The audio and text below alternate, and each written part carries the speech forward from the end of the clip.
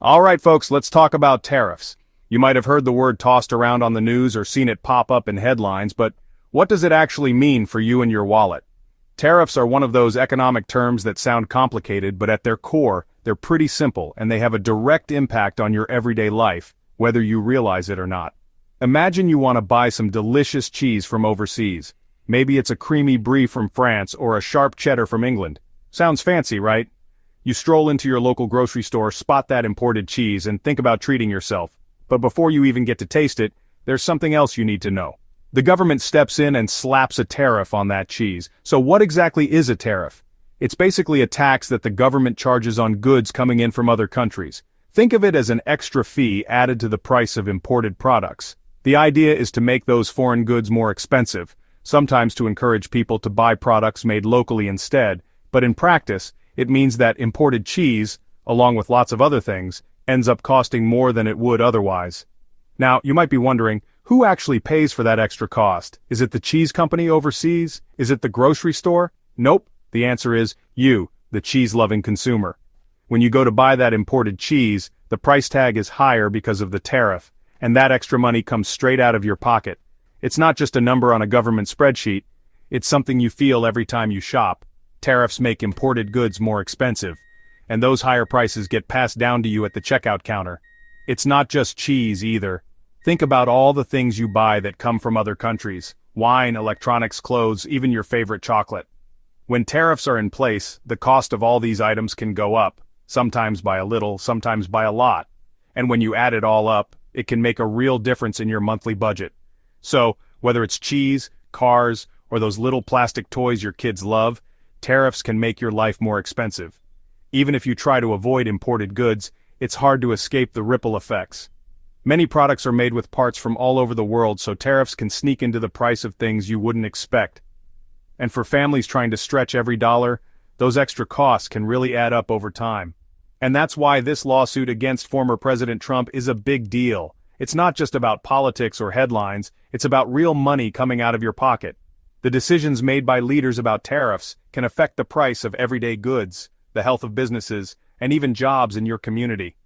When a lawsuit challenges those decisions, it's not just a legal battle, it's a fight over how much you pay for the things you need and love. So before we dive deeper, let's back up a bit and see what all the fuss is about. Understanding tariffs isn't just for economists or politicians, it's for anyone who shops, eats, or drives. Stick with us as we break down how tariffs work, why they matter, and what this lawsuit could mean for your wallet. 12 states, all led by Democrats, are taking Trump to court over his use of tariffs. Think of it as a legal showdown with Arizona, Colorado, Connecticut, Delaware, Illinois, Maine, Minnesota, Nevada, New Mexico, New York, Oregon, and Vermont, all teaming up against the former president. These states aren't messing around. They're saying, hold on, Trump, you can't just slap tariffs on everything willy-nilly, and they're not alone. California filed a similar lawsuit earlier, making it clear that this is a serious issue for many states. But why are they so riled up about tariffs? Well, let's dive into their main argument. At the center of this legal and political battle is a fundamental question about the balance of power in the United States government. The heart of the state's argument is this: only Congress has the constitutional authority to impose tariffs, not the president. This isn't just a technicality, it's a core principle of how the U.S. government is supposed to work. The Constitution gives Congress the power to regulate commerce with foreign nations, which includes setting tariffs, taxes, and duties on imported goods. This system was designed to ensure that no single branch of government could act unilaterally when it comes to major economic decisions that affect the entire country. The states argue that former President Trump overstepped his authority by using emergency powers to bypass Congress and implement these tariffs.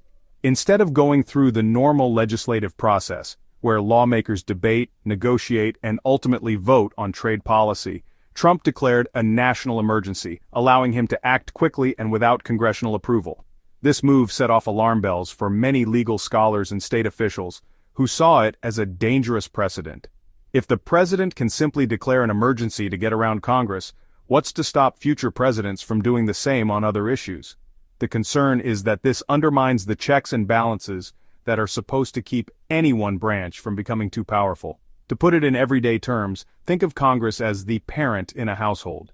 The parent sets the rules about what you can and can't do, like when you have to be home, what chores you need to finish, and how much screen time you get. These rules are meant to keep things fair and orderly, and everyone in the family is supposed to follow them. In the same way, Congress is supposed to set the rules for how the country handles trade and tariffs, making sure that decisions are made openly and with input from all sides. Now imagine Trump as the teenager in this scenario. He really wants to go out and see the new superhero movie, but the rules say he has to be home by curfew. Instead of asking for permission or trying to change the rule, he sneaks out the window and claims it's an emergency. Maybe the movie is only playing for one night, or all his friends are going. It's a creative excuse, but it doesn't change the fact that he's breaking the rules that were set by the parent. In the same way, Trump's use of emergency powers to impose tariffs is seen by many as an attempt to get around the rules set by Congress. The states, in this analogy, are like the other family members or maybe even the neighbors, calling out the teenager and reminding him that he can't just do whatever he wants. They're basically telling Trump to put down the comic books, stop making up emergencies, and let Congress do its job. This isn't just about one president or one set of tariffs. It's about protecting the process and making sure that big decisions are made the right way, with everyone's voice heard. Of course, as you might expect, Trump and his supporters have their own reasons for imposing these tariffs. They argue that quick action was needed to protect American industries and jobs from unfair foreign competition, and that sometimes the normal legislative process is too slow to respond to urgent threats. But at the end of the day, the debate comes down to a fundamental question. Who gets to make the rules, and how should those rules be enforced? This ongoing struggle between Congress and the president is at the heart of American democracy, and it's a debate that's likely to continue for years to come. Trump's argument for tariffs boils down to this. He wants to protect American jobs and businesses. He claims that other countries have been taking advantage of the U.S. in trade deals, and tariffs are his way of fighting back.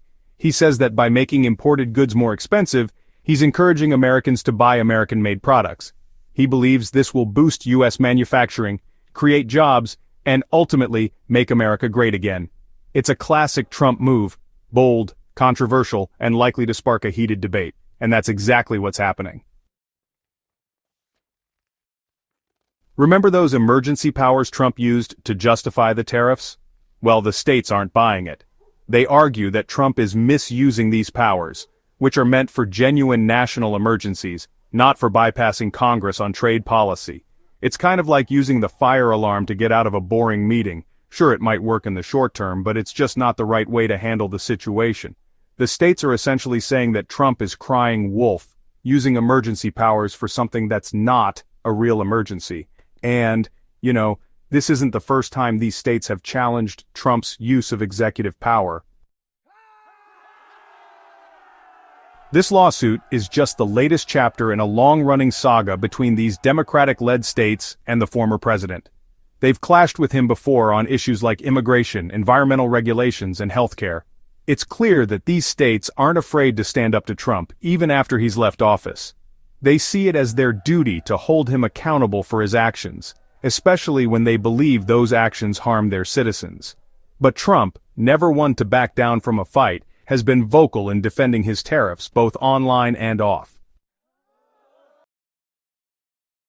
Donald Trump has always been a man on a mission, especially when it comes to defending his controversial tariffs. From the very beginning of his presidency, Trump made it clear that he saw tariffs as a powerful tool to reshape America's economic relationships with the rest of the world.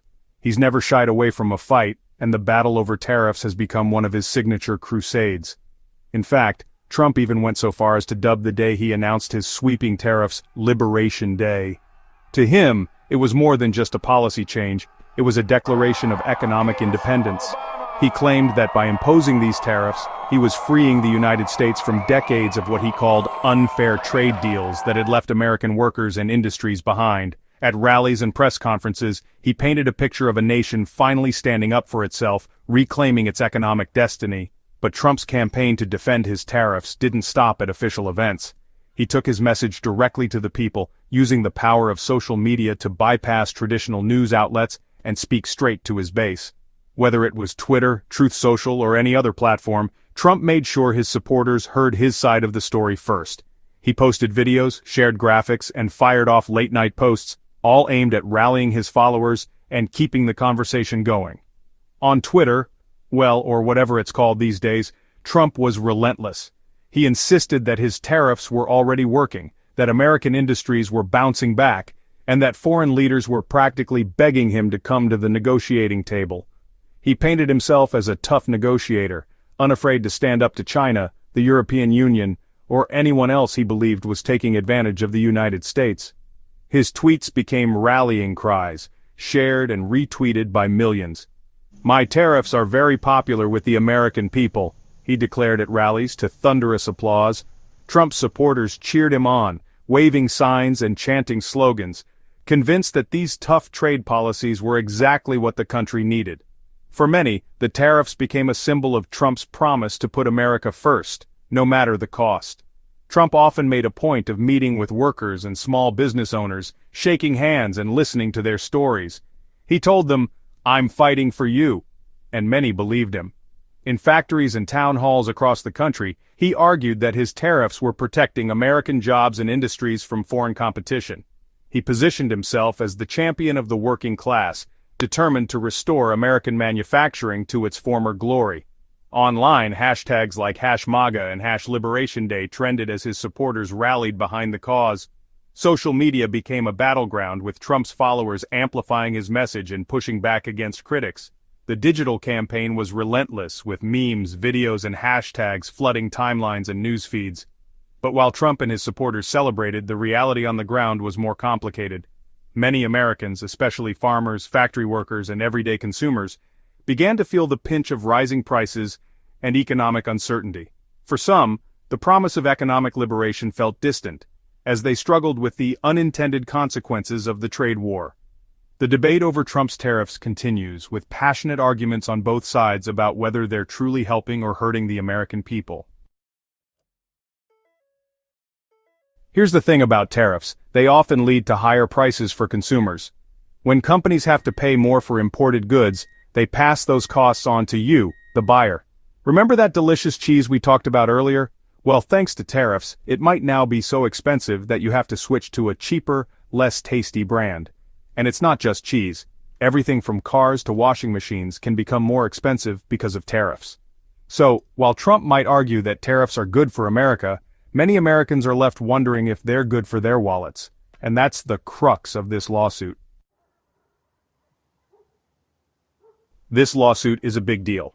It could determine whether Trump's use of tariffs was legal and whether future presidents will have the same power to impose them. If the states win, it could mean lower prices for consumers and a return to a more traditional way of handling trade policy. But if Trump wins, it could embolden him and other protectionist leaders to pursue even more aggressive trade policies.